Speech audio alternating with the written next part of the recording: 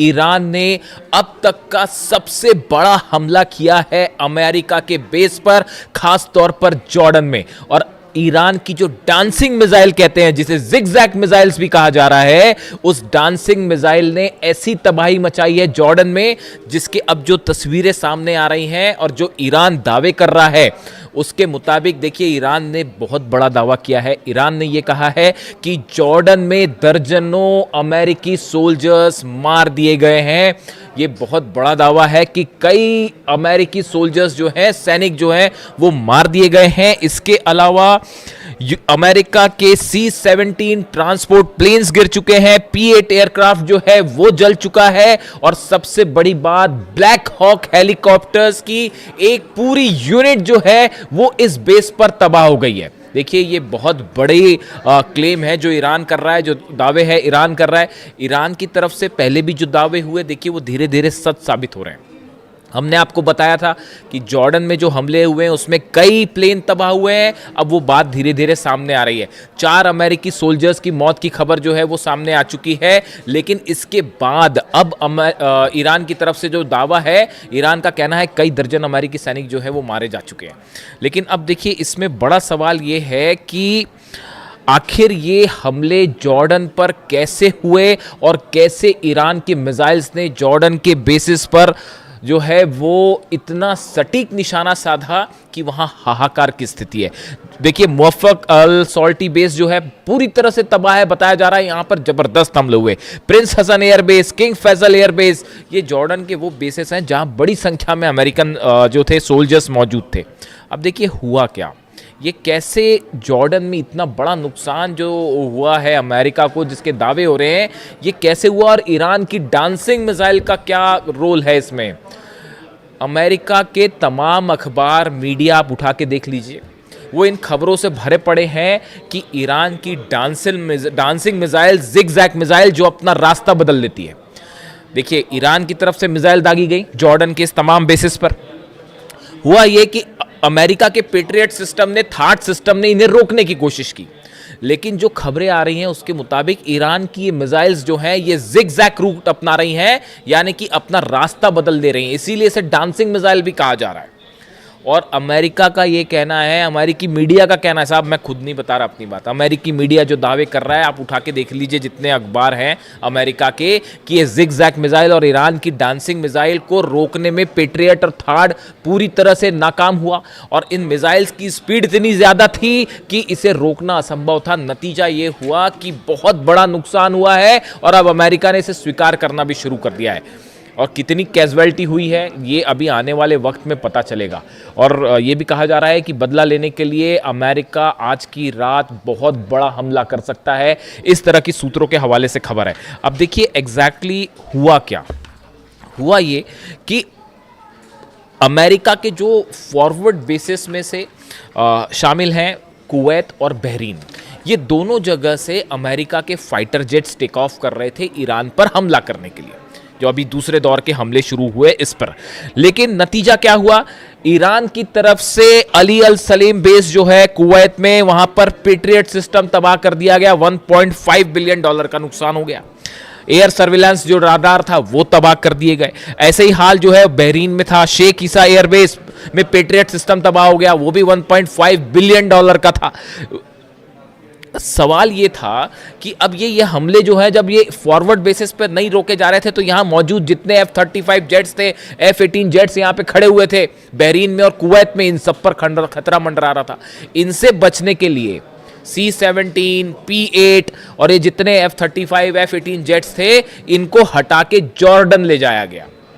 इनको हटा के जॉर्डन ले जाया गया। जॉर्डन से ईरान की दूरी ज़्यादा है बजाय कुवैत के और बहरीन के, तो इन हालात में इनको जॉर्डन ले जाया गया। अब जॉर्डन जो है वो मुख्य सेंटर बन गया ईरान के अगेंस्ट हमलों का, और जितने जेट्स टेक ऑफ कर रहे थे वो जॉर्डन से टेक ऑफ कर रहे थे। और जो अलग अलग हमले हुए, खासतौर पर ईरान के ब्रिज पर हमले हुए, टनल्स पर हमले हुए और एनर्जी सेंटर्स पर हमले हुए, उसका नतीजा ये था कि ईरान ने पलटवार शुरू किया। और सबसे बड़ा जो टर्निंग पॉइंट था वो ईरान शहर में जो ईरान के सैनिकों पर हमला किया गया, वहाँ से ईरान की सेना का गुस्सा भड़क गया और अब निशाने पर आ गए जॉर्डन के बेसिस। यानी बहरीन और कुवैत से बड़े हमले शुरू हो गए जॉर्डन पे। और ईरान ने, देखिए मैंने आपको पहले ही कहा था कि जैसे जैसे जंग आगे बढ़ेगी ईरान अपनी सबसे खतरनाक मिसाइल्स निकाल के हमले शुरू कर देगा। अब पेट्रियट और थार्ड लगे हुए हैं, सबको पता था कि पूरा जोर लगा दिया अमेरिका ने जॉर्डन में अपने बेसेस बचाने के लिए। लेकिन हुआ क्या, ईरान की तरफ से डांसिंग मिसाइल्स फायर कर दी गई और उन बेस को तबाह कर दिया गया। अब अमेरिका हैरान, अमेरिका के जितने एक्सपर्ट्स थे वो हैरान कि भाई ये हमले हो कैसे गए, ये जिगजैग मिसाइल्स कहाँ से आ गई। और आप देखिए इतनी लंबी जंग चली, तमाम हमले हुए अमेरिका की तरफ से। डोनाल्ड ट्रंप ये दावे करते फिर रहे हैं कि भाई 70% मिसाइल ख़त्म हो गई है और 90% मिसाइल ख़त्म हो गई है। मेरे से भी दर्शक अक्सर ये सवाल पूछते हैं कि क्या ईरान की मिसाइल सब ख़त्म हो गई हैं, जैसा दावे डोनाल्ड ट्रंप कह रहे हैं। मैं आपको फिर से इस बात को रिपीट कर रहा हूँ, ईरान के पास कितनी मिसाइल्स हैं या तो अहमद वाहिदी साहब जानते होंगे आरजीसी चीफ, या अली खामेनी साहब जानते थे। इनके अलावा हकीकत क्या है कोई नहीं जानता। ईरान में कितने मिसाइल सिटीज हैं, इसी दिन के लिए अली खामेनी साहब ने अपनी सेना को तैयार किया था, इसी दिन के लिए तैयार किया था। और उसका नतीजा देखिए, आज दुनिया की सबसे बड़ी ताकतें जो हैं वो ईरान के सामने घुटनों पर हैं, अपने बेसिस नहीं बचा पा रहे, खाड़ी देश जल रहे हैं और सिर्फ आप जो है कुछ नहीं कर सकते, हेल्पलेस स्थिति में खड़े। तो हुआ ये, जहां पर हमने बात छोड़ी कि पीछे कर लिया गया, अब ये डांसिंग मिसाइल्स फायर हुई। अब अमेरिका में चर्चा शुरू हुई कि भाई यहां तो दावे कर रहे थे ट्रंप की सब खत्म हो गया, फिर ये मिसाइल्स कहां से आ गई। तो अब वो एक नई थ्योरी लगाई गई कि भाई ये मिसाइल्स जो है रूस ने दी हैं, ये मिसाइल्स जो है वो चाइना ने दी है, मिसाइल की टेक्नोलॉजी चाइना ने दी है। मेरे से भी कई लोगों ने इस बारे में सवाल पूछा कि जो खबरें छप रही हैं अमेरिका में कि रूस और चीन मिसाइल दे रहा है और उसके ज़रिए ईरान हमले कर रहा है, आपकी क्या राय है? आप मेरी राय सुन लीजिए, मैं क्या कह रहा हूँ। ईरान को मिसाइल टेक्नोलॉजी में किसी की मदद लेने की ज़रूरत नहीं है। आप अगर ईरान के मिसाइल प्रोग्राम को देखें, ये कोई आज 6 महीने और 1 साल भर का प्रोग्राम नहीं है, ये बड़े समय से चल रहा है। और देखिए लगातार ईरान ने, मैंने पहले ही आपको एक कहना शुरू कर दिया था कि जितनी मिसाइल्स ईरान के पास हो, चाहे सेजेल हो, चाहे खुर्रम शहर हो, चाहे फतह 110 हो, फतह 2 भी कहते हैं, ये सब मिसाइल के एडवांस वर्जन जो है वो आने शुरू हो गए, उन पर लगातार काम शुरू हो गया। और नतीजा ये है कि अब ये एडवांस वर्जन निकल के आ रहे हैं तो अमेरिका के हाथ पांव फूल गए और वो ये कह रहे हैं कि साहब ये तो रूस ने दे दिया। बिल्कुल ऐसा नहीं है। ईरान की जो मिसाइल्स हैं वो ईरान ने खुद डेवलप किए हैं। देखिए सैटेलाइट से मदद करना एक अलग बात है, ये वो बात सही है कि हो सकता है रूस और चीन के सैटेलाइट्स, कई एक्सपर्ट्स बताते हैं कि रूस और चीन के सैटेलाइट जो है वो मदद कर रहे हैं, रडार सिस्टम के जरिए मदद किया जा रहा है, जीपीएस के जरिए मदद किया जा रहा है, वो एक अलग बात है। लेकिन ये जो मिसाइल टेक्नोलॉजी और स्पीड, इस पर लगातार ईरान काम कर रहा है और सेल्फ रिलायंट है, किसी की ज़रूरत नहीं है ईरान को मिसाइल के मामले में। तो इन खबरों का मेरे हिसाब से कोई बड़ा आधार नहीं है कि ये मिसाइल्स पुतिन ने दे दिए हैं या चीन ने दे दिए हैं, ऐसा कुछ नहीं है। देखिए आप रडार्स दे सकते हैं, सैटेलाइट से नेविगेशन में मदद कर सकते हैं, वहाँ तक एक बात अलग है। अब नतीजा ये हुआ कि जब ये मिसाइल्स फायर की गई तो पूरा का पूरा अमेरिकी सेना इस बात को लेकर हैरान थी कि इतनी जल्दी इतनी स्पीड से, अगर आप मैक 4 से मैक 11 के बीच में, यानी आवाज़ से 5 से 11 गुना की बीच की रफ्तार से मिसाइल्स बरस रही हैं, उसको कैसे कोई पेट्रियट सिस्टम रोक पाएगा। और नतीजा ये हुआ कि कई जगह जो है वो पेट्रियट सिस्टम जहां लगे थे उनके ठीक ऊपर मिसाइल्स गिरी हैं, थार्ड सिस्टम जहां लगे थे उसके ठीक ऊपर मिसाइल्स गिरी हैं। और इसीलिए जंग का जो मुख्य केंद्र है वो अचानक से जॉर्डन हो गया। मतलब ऐसा लग रहा है कि ईरान और जॉर्डन की लड़ाई चल रही है। और वो तस्वीरें जो आ रही हैं, देखिए तस्वीरें वायरल हो जाती हैं। जॉर्डन में जो लोग हैं, मैं एक वीडियो देख रहा था उसमें बड़े हैरान करने वाली बात थी कि जॉर्डन के कुछ लोग खड़े हुए हैं, उसमें एक शख्स वीडियो बना रहा है, ईरान की तरफ से मिसाइल्स फायर की जा रही हैं, जॉर्डन पर मिसाइल गिर रही है और वो इस बात की खुशी जता रहा था कि ईरान की मिसाइल्स जो अमेरिका की बेस पर गिर रही हैं। ये जॉर्डन का शख्स जो है, जॉर्डन के लोग उसमें खुशी मना रहे थे, ईरान के साथ खड़े दिखाई दे रहे थे। देखिए ये सब अधिकांश खाड़ी देशों का ये हाल है। आज भी हकीकत ये है कि अगर आप एक जनमत संग्रह करा लें, प्लेबिसाइड करवा लें कि खाड़ी देशों में जो अरब देश हैं उनकी जनता क्या चाहती है, मेजॉरिटी जनता जो है वो ईरान के साथ खड़ी है साहब। उन सबको इन बात की तकलीफ है कि अली खामेनी साहब को असैसिनेट किया गया। लीडरशिप जो है खाड़ी देशों की वो अमेरिका के साथ हो सकती है, लेकिन जो आम जनता की राय है, जो जैसा कि सोशल मीडिया पर ट्रेंड करता है, जो उससे देख के जो अंदाज़ा लगता है वो ये लगता है कि बाय एंड लार्ज जो अरब देश है, इसकी जो आम जनता है वो अब भी ईरान के साथ खड़ी है। सब देख रहे हैं कि बड़ी बड़ी ताकतें मिलकर ईरान को झुकाने की कोशिश कर रही है। ईरान अपने दम पे ना सिर्फ लड़ रहा है बल्कि मुंह तोड़ जवाब दे रहा है साहब। तो हकीकत ये है कि जॉर्डन जो है वो और देखिए ब्लैक हॉक यूनिट को लेकर बड़ी जो जहाँ पर देखिए जो डिस्ट्रक्शन हुआ है, जो ईरान की तरफ से दावे आए, बड़े स्पेसिफिक दावे हैं वो। एक तो ईरान की तरफ से कहा गया है, Islamic revolutionary guard corps says it launched ballistic missile at US C-17 transport plane and P-8 aircraft at Aqaba airport in Jordan, claiming several were heavily damaged. कई डैमेज हो गए, ये एक क्लेम था। दूसरा क्लेम आया कि जो ब्लैक हॉक हेलीकॉप्टर्स हैं अमेरिका के, जो कई जगह ऑपरेशन में इस्तेमाल होते हैं, खासतौर पर मिलिट्री ऑपरेशन में। अब ये भी बड़ी गौर करने की बात है। मैं कल सुबह आपको एक बड़ा खुलासा करूंगा, कल सुबह कोशिश करूंगा जल्दी वीडियो ले आऊं आपके लिए।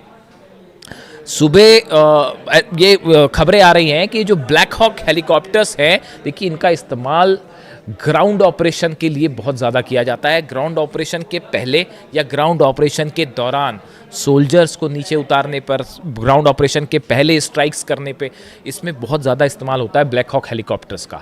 जॉर्डन में बड़ी संख्या में ब्लैक हॉक हेलीकॉप्टर्स मौजूद थे, जो इस ओर इशारा कर रहे हैं कि ग्राउंड ऑपरेशन की तैयारी है। ये बात ईरान अच्छी तरह से समझ रहा है। नतीजा ये हुआ, डांसिंग मिसाइल्स ने ब्लैक हॉक का डांस करवा दिया साहब। और वो जो है बड़ी संख्या में ब्लैक हॉक हेलीकॉप्टर्स जॉर्डन के बेसिस पर तबाह हुए हैं, ऐसे दावे ईरान कर रहा है। और ये जो स्ट्राइक्स हुई हैं, इस स्ट्राइक्स के बाद अब ये माना जा रहा है, देखिए बड़ा नुकसान है, सोल्जर्स मरे हैं, बेसिस तबाह हुए हैं।